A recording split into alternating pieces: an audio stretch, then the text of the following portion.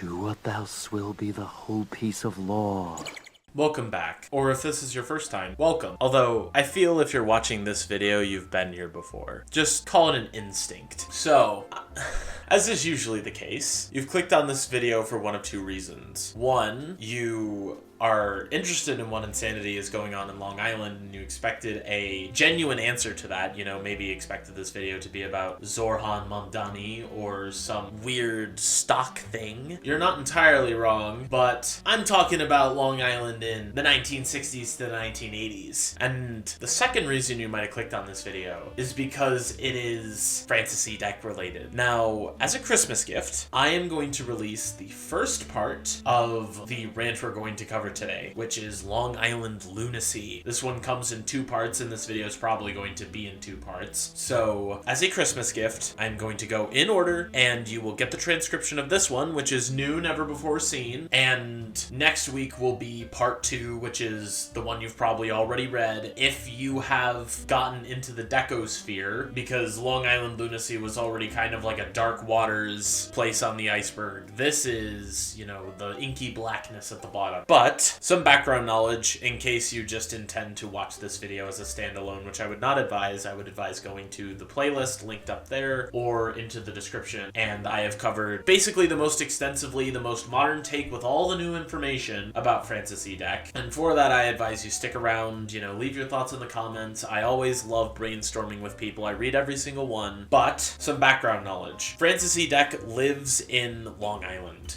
He is a resident of New York City and Nassau County. He was a lawyer until that got stripped from him, and that legal case that's up there if you want to watch 3.5 hours of some nonsense. Yes, I'm going to keep advertising it because I love it, and it was really, really difficult to make. Secondly, you need to know that the computer god is his version of gang stalking, even though that makes it sound a lot less cool than it actually is. The computer god is an omnipresent being, one that desires his destruction at every turn. So, if you're willing to see the computer god's machinations, this is where I offer you the two pills. If you are willing to take the blue pill and click off this video and never see me again, I'm fine with that. Just know that you will live in ignorance of how the computer god screws you over at every facet of your entire life because of how ignorant you are. If you're willing to take the red pill, I will expose in depth the computer god's schemes and machinations to make life deadly unlivable for you. So, without further ado, I'm going to let Francis take it away with Long Island Lunacy, Part 1.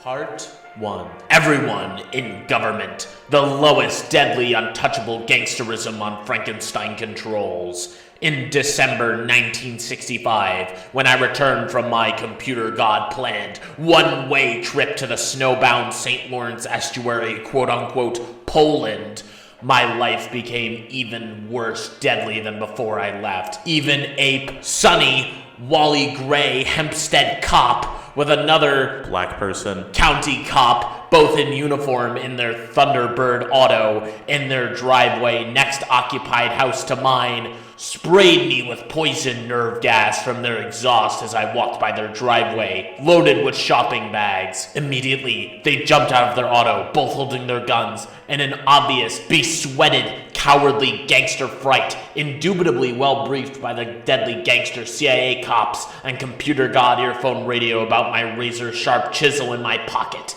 At this time in the late 60s, there was no inflation. I managed to exist on much less than $1,000 a year of my savings, spending mostly for food, taxes, and kerosene. After several months of my imploring, my brother then moved to 2628 Samus Place to quote-unquote sell it for me. Until he left, all food, etc. was bought with my money. I was his house slave and cook. Until after he left, there were no more torments and mad beatings from him. No more hiding in the garage or cellar while he sodomized that last woman I passed on to him years before. Here in my bed, in my house every weekend, always all alone, I had endless peaceful time to study all of the black neighbors and slowly write notes, piecing together this deadly Frankenstein earphone radio closed society. Even my law office on the corner, the computer god notarized me as a pommeler of black people. This has helped keep them away from me.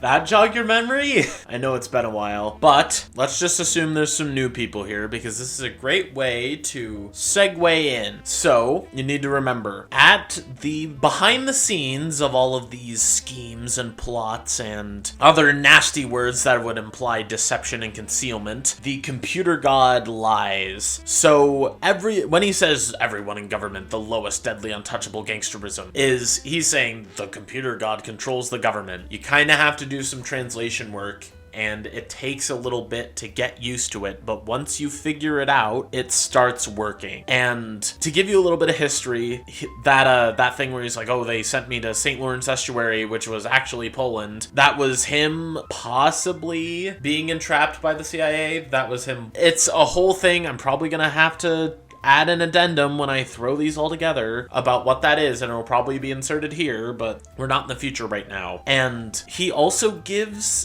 the schizophrenia Artaud syndrome, which is, I guess, just what I'm going to call it now, because the people randomly attack me mental illness doesn't really roll off the tongue, so I'm just going to call it Artaud syndrome. A description of it is, these people attacked me for no reason. They were just trying to entrap me or beat me, or they just hated me or something. They just unexplainedly attacked me. And that's what I'm gonna call Artaud syndrome, because he's like, yeah, these two cops were sitting there in their big old car in their driveway next to mine. I was walking home with my groceries and they let this poison nerve gas smoke out of their exhaust pipe, which, by the way, I think Francis E. Deck has weak lungs, because car exhaust doesn't bother me, but cigarette smoke does. So I really do get this. He may be insinuating that this is like them assaulting him. This may be him insinuating that this gives him reason to do something, but I feel like the actual sequence of events is these two cops are, sitting in their car, feeling like they're hotshots.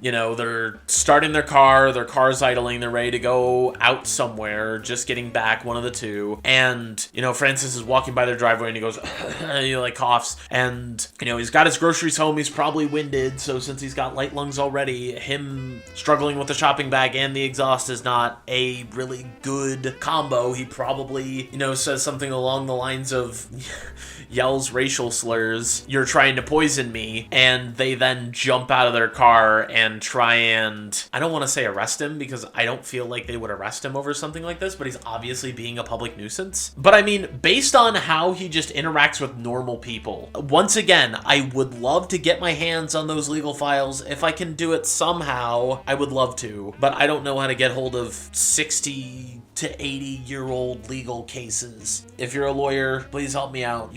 If you have one word of pray for me. Anyway, enough begging. And he's like, oh, they were just trying to frighten me, but I feel like he's got the, oh, people randomly attack me, and, these people that I was totally talking to just normally, and the way that I normally do, with all the racial slurs, they didn't like it, and they jumped out at me, and they tried to be angry with me, because it's the 60s, and I can say whatever I wish. Freedom of speech doesn't prevent me from freedom of consequences. What does that mean? And he also just confesses to having a concealed weapon. He's like, I wasn't afraid. They might have had guns, but I had a chisel. I was gonna win. He also just says there was no inflation, which I don't think I need to say is blatantly false. I think it was just a period of lulled inflation, and just watching him be like, I was able to subsist on much less than $1,000 a year of my savings, spending mostly for food, taxes, and kerosene. This is like the Ted Kaczynski, like, oh, I gotta do tiny little minor jobs for property taxes, but other than that, I'm fine. Because he's like set from his lawyer fees, apparently. People are just hiring him until he got disbarred, at which point he's just going to live off his savings for the next 20 years because he's writing this like far off into the future, but I'm getting ahead of myself. And remember how back in the Supreme Court video, I talked about how it isn't a slander Fred Vierschning video? Oh my god, wait, that's not his brother. I'm actually losing it. The computer god parroting puppet sleep deprivation devices got to me again. His brother, Joseph Deck, remember how I was kind of throwing a little bit of shade? It was mainly because this came out around that time. And Joe Deck, for anyone who thought he was like a decent guy, if you take Francis at even 1/3 of his word, when they give medieval numbers for battles and they're like, yeah, 700,000 people were here, and the general rule is just to cut the number in half, and it's still like a ridiculous number. Even if you take what Francis says at like 50% or 10% of its face value, he was like forced to be a servant in his own home. His brother hooks up with his ex-girlfriend, and he has to hide in random places of the house because, the noise that they make at night is too loud and he can't sleep, and he feels intimidated because his brother most likely, allegedly, beats him. And that's just a horrible life to live. Like, I understand wanting to get out of that scenario, but he somehow convinces his brother to move out. Maybe because it's his house and he's like, I can still do this with my pseudo-lawyerism. I don't know. But I don't know if it was just they both mutually got on each other's nerves and Francis was the last one to blink, which is why he got 28 Maple Avenue, Hempstead, New York. Or his brother tried to force him out of it and then Francis had to force him back. I don't know. Joe Deck is someone that I wish I never learned more about, because me just thinking he was a really nice brother at like the end of Francis's life was kind of what I wanted to imagine him as. But he's just like, my brother's awful, living with my brother's terrible. And it's weird because it's something that I want to talk about more later. But he basically says, I came around to realizing that society was messed up and how the computer god controlled everything, as if it's something that you could just come across in your free time. Like, I have a feeling that everyone knows the general idea, even if you're not going to say the computer god controls everything. There are some people who will ascribe, different groups or people or groups of people that are behind this control. But Francis is just like, yeah, it's super apparent that it's the computer god. Like, as long as you have free time, you can piece this all together. Like, I've written notes on this. I'd be more afraid if he's like, I once dissected a brain and saw the robot parts coming out of it. Well, they wouldn't have a brain, but... And he's like, I gained insight onto the stratified closed society, and he goes shopping, and... No. Okay. And that also thing, it's like the computer god has notarized me as, someone who likes to assault black people. And he's like, this has helped keep them away from me. And I'm just like, dude, this isn't something you want to be bragging about. That's like putting on your qualification. It's like... Have you watched the video where like Boogie is in like the really like down in the dump state and he's trying to get someone to put a resume together for him, and he's like, yeah, I have like no experience. I'm a YouTuber for 20 years. It's like, that's just helped keep people away from me. Like, EDP 445's resume. That's basically what he's saying. He's like, yeah, this is something to be proud of. Like, allows me to decode the closed society because I beat up people with no provocation whatsoever despite their skin color. Oh, it would be funnier if it weren't so horrible. But let's let Francis keep going, because it gets better. I just love it because I read the second half and now this is like providing all the context. Ooh, it's coming together, but you're getting it in chronological order, so it's going to make even more sense. So I'm going to let Francis continue. Quote, at first, after my brother left, I went shopping 2 or 3 times a month as I gained insight onto this closed society. I went shopping more often, week after week. Hundreds of village and town of Hempstead employees, not only cops, but even commissars, clerks, parks, and even sanitation employees, many of whom I recognized, in all sorts of vehicles. They circled the streets of this gigantic ghost town around me. These hangman rope sneak deadly gangsters called the government. They dropped their fake, far-staged con artist ploy of shuffling papers when in the public eye, when in reality, everything in government, taxed, bills, forms, letters, all court records, etc., are typed and printed by the secret 2,000 word-a-minute computer brain machines. There is no decent and honest in any government. Every government employee is a loitering, lurking, believe-nothing, gangster, parroting puppet of the computer god. They tried not only to crush me between their vehicles repeatedly, but also repeatedly tried to run me down through the red light intersections. All traffic lights in this county are controlled by the computer god. As I walked back and forth aimlessly to the supermarkets at the busiest times and days, I so also reduced the prearranged stripping of supermarket shelves of the food I usually buy, but by not going to the same supermarket, and reduce the occasions of supermarkets completely quote-unquote set up with government assassins, parentheses, From childhood, I scavenged the countless back alleys of the city, like a business district of this village, for valuable trash, clothing, even deposit bottles, etc. End parentheses. Often, I would go through back alleys to avoid the circling government assassins and their vehicles. At times, the government assassins were too numerous. I would sit in a deserted park or return home. Sometimes, I would zigzag several miles to the supermarkets in West Hempstead and slowly return with the food. Lost in the super time commuter rush, always I wore a top coat, not only to protect against deadly assassins, especially the Tabin needle, but also I would put much of the food that I purchased under my undershirt, parentheses, like I did apples and pears as a boy, end parentheses, from the shopping cart in the back of the supermarket. Okay, I'm cutting them off there. This is where it goes from being funny to being sad again, and I was really hoping that we could get through a little more of the funny before we got to the sad, but that's what this is for.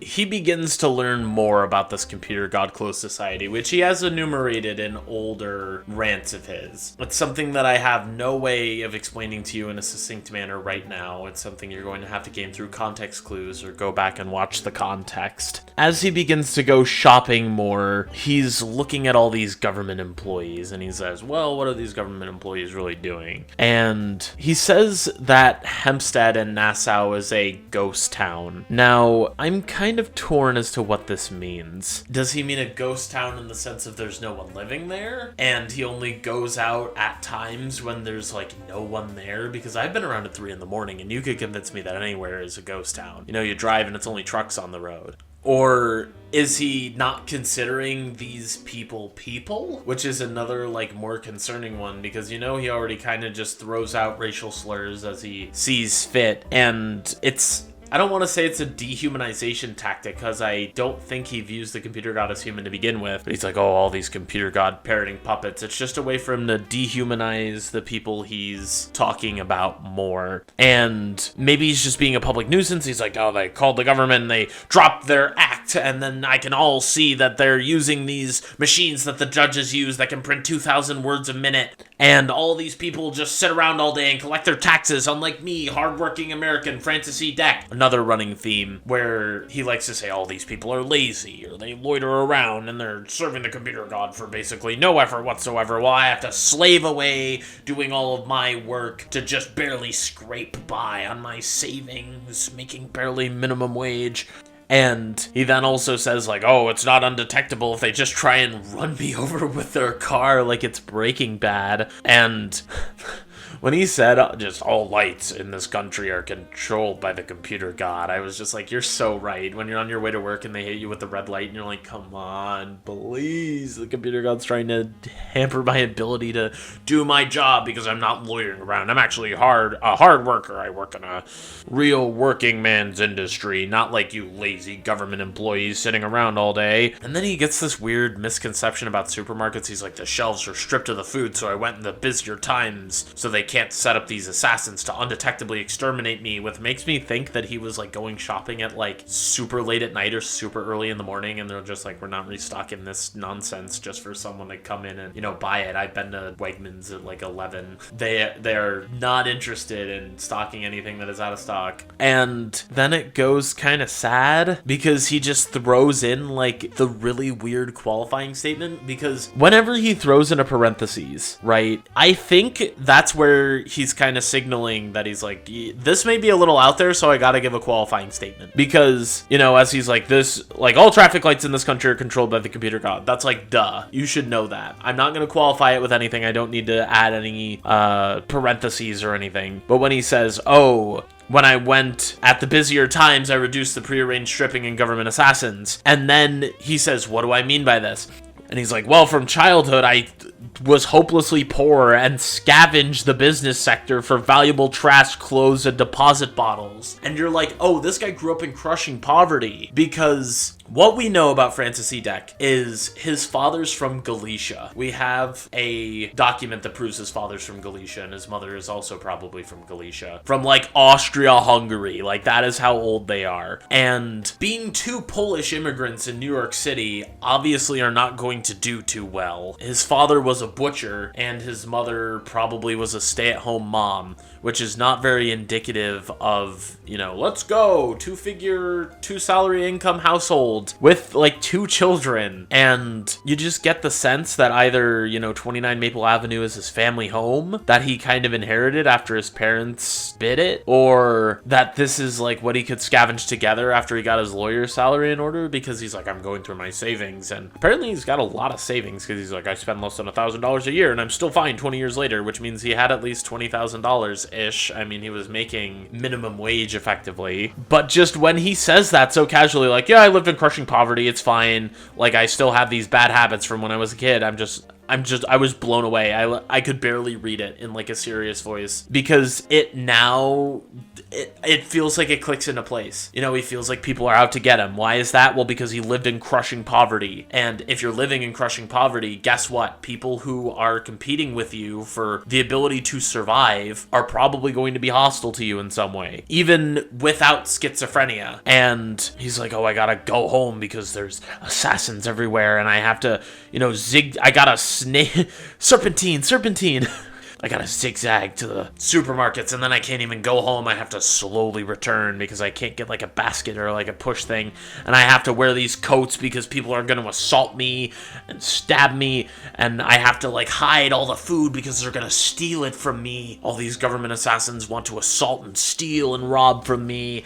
And he's like, I had to hide apples and pears under my shirt as a kid to survive. Well, he doesn't say to survive, but I assume that's what it's for. Because, he says, oh yeah, I'm living in crushing poverty. Obviously, stealing food would probably be part of that. And it's just terrible. But now he's on the upswing. He can tell you about the upswing. He's gotten all the crushing poverty stuff out of the way. He's gotten My Life Was a Deadly Nightmare out of the way. Well, I don't think I've done that one yet. But let's see how his life improves. Because remember, in a weird way, I'm kind of rooting for it. So let's see how he brings his life back together. Quote, even with the deadly gangster government assassin circling the parking field, sneering and watching me on a dashboard wristwatch eyesight TV, by 1968, with my new and increasing insight of this deadly closed bootlegs in the same manner, I would sneak around to the half a dozen stock brokerage's office here in Hempstead, studying the stock ticker tape from the sidewalk, and then the inside of the offices by the door and windows, parentheses, now they are all boarded up like empty stores, end parentheses.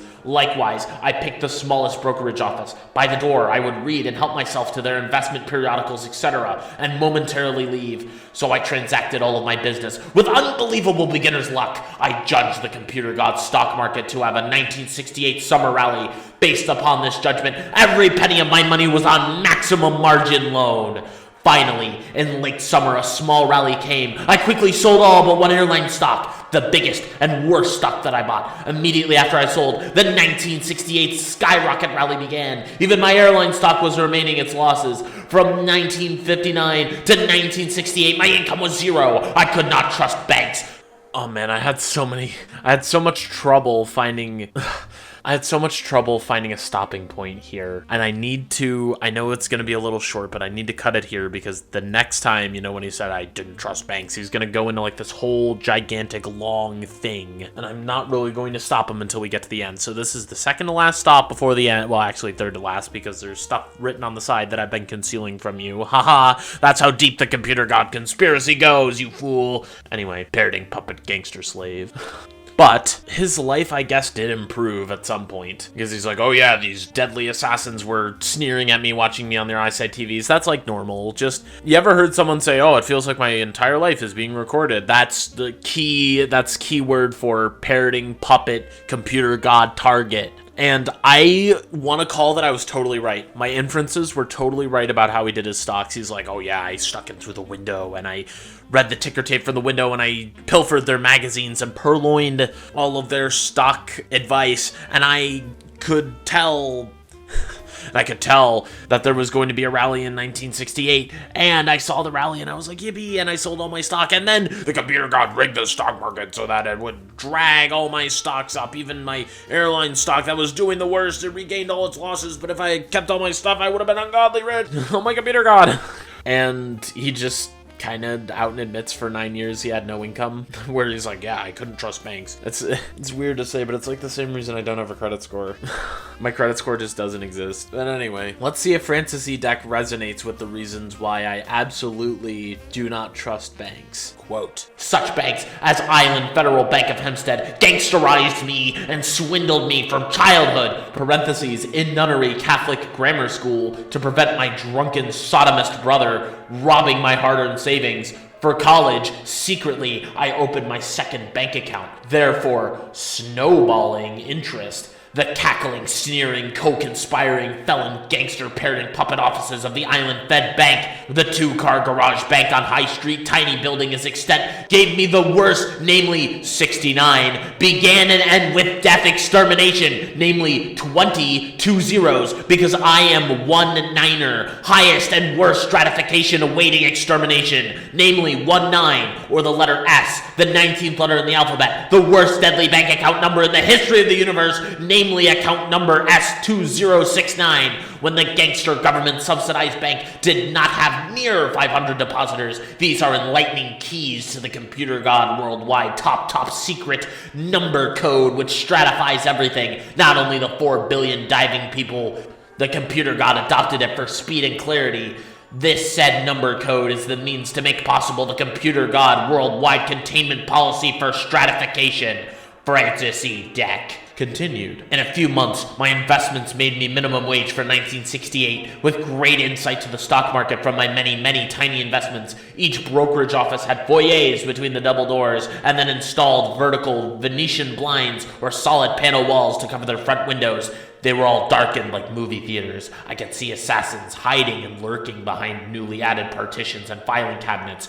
I dared not go into any. Over. Why does he care about the bank account number? That's not why I don't trust banks. So, how do I even approach this? Obviously, he knew... This is another thing where he's like, in my childhood, when I was serving at that Catholic grammar school, I had to open a second bank account because my brother would steal my money. Which obviously is not a glowing endorsement of Joseph Deck's character. And, you know, when he does open this bank account, he's like, they give me the worst possible bank account number, which I need to warn you, if you think the number stuff is weird, it's not gonna go away. The same thing with like letter stuff. I know I've been dancing around one of the new ones that just is completely almost nigh illegible because of how it's written, but I'm getting ahead of myself, where hold on. Okay, I think I cracked it again. If the other ones don't make it in, I've gone through like 6 different pauses to try and figure it out, but I think I can put it into a coherent sentence. So, his bank account number is S-2069. Now, what does this mean? Francis E. Deck says, I am one niner, which is the military way of saying 19. S is the 19th letter of the alphabet. So, it is 192069 at this point. He then says, begin and end with death and extermination, namely 20 in the number 20, which he says is 2 zeros, which would then change his bank account number to 19-0069. Now, when he says begin and end with death, I think that means, you know, the 2 zeros mean nothing, obviously. That's nothing, death, resting. And then 69, the number significance of 9, is that the 6 is a 9 upside down. So it's 2 9s and 2 zeros. 029 being the beginning and the end, both of which being terminus points. Because 0 is a terminus point because 0 is to what you will return to, and 9 symbolizes the return to 0. So why it is the worst bank account number in the entire history of the universe is because it's the computer god pointing out that it's like, oh, your undetectable extermination is secured because I've given you this computer god worldwide top secret number code which stratifies everything, and it says you're going to die. It's like the Oracle at Delphi trying to get these number codes out of him. But apparently the computer god adopted these for speed and clarity, and this makes the entire worldwide secret containment policy possible. hell. Could you imagine being a computer god trained doctor and having to operate the robot operating cabinet with this number code, and you just have to punch in a bunch of 2-number sequences? That must be nightmarishly awful without computer god tools. Also, I feel like the brokerage offices started to catch on to what he was doing because they didn't like him stealing things. And they just like, we're boarding up our front windows. We're gonna darken us like movie theaters and place government assassins in there. So now you can't do it again. But I'm taking credit for calling how he did this, because this was not out at the time that I speculated how he was making his stock investments at the beginning. And a bunch of people that I was talking with about this were like, source? And I was just like... I didn't want to say I made it up, and I'm like, Long Island Lunacy. And they're like, oh yeah, obviously, of course, I guess. But no, I was totally guessing at that time, but I guess I was totally right, and I'm going to take credit for it. So before we close out, there's one bit left written on the side. It's not going to be much substantial things, but it's a good ender. So I present to you what's written on the side that I concealed the whole time, that I actually could have revealed to you at any time, but I chose not to do until now. It goes, quote, written on the side in part 1. Because I zoomed to minimum wage income in 1968, the computer god caused my isolated imprisonment here for over 10 years. Again, I have now zoomed to present minimum wage, which is double 1968. My life is unbelievably worse, deadlier than in 1968. Isolated. Only provocateur assassins approach me. When will the computer god have me dragged away to extermination? Yeah, it's pretty hopeless for good old Francis, isn't it? But I think it's weird that he says, oh, because I can live on my own and make my own living off of my stock dividends and buying and selling off of my small investments. The computer god isolated me in prison for 10 years in this deadly house in this deadly ghost town. And it sounds weird that he's saying, oh, since I zoomed to present minimum wage again, like something bad's gonna happen. Ooh, something bad's gonna happen. And he's kind of right. I don't think it's him meeting minimum wage. I think it's him living a completely paranoid lifestyle and not taking his blood pressure medication that he was never prescribed. But it ends on a pretty grim note. He doesn't believe that his life is gonna get better, and it's the exact same... It's the exact same argument that makes me frustrated to no end. The one where it's like, oh, but we have more money now than we did in the past. You know, we're not banging together with sticks and stones anymore. You have iPhones and you can starve. And he's like, minimum wage is double what it was in 1968. My life is totally worse. Yeah. I feel you, Francis Edek. Isolated, only provocateur assassins approach me. When will the computer god have me dragged away to extermination? It's grim. But the second half of Long Island Lunacy kind of makes me think there's a third page, but I don't even want to think about it. It's not even confirmed. We got everything that was confirmed except for the 8-page Communist Computer God expose letter, which hopefully I'm not putting any hope into this. It's kind of like the buying the lottery ticket for fun, and then, you know, if you lose, you're like, oh, darn, well, I didn't expect to win anything anyway. But if you win, you're like, whoa. I have a friend who's going through a bunch of old documents right now, and he's coming to me and telling me, like, oh, we could find some old Francis E. Deck and stuff. We could find some old Francis E. Deck stuff in there. And I was like, and, you know, we both kind of agreed that, you know, I wouldn't count on it, but he basically said, oh, yeah, he saved everything from, like, the 19 whatever's onward. And I'm kind of excited because then I could put my name in the history books. We could put our names in the history books and expose something that not even Zero, website moderator for Bento and Starchkey, has ever seen.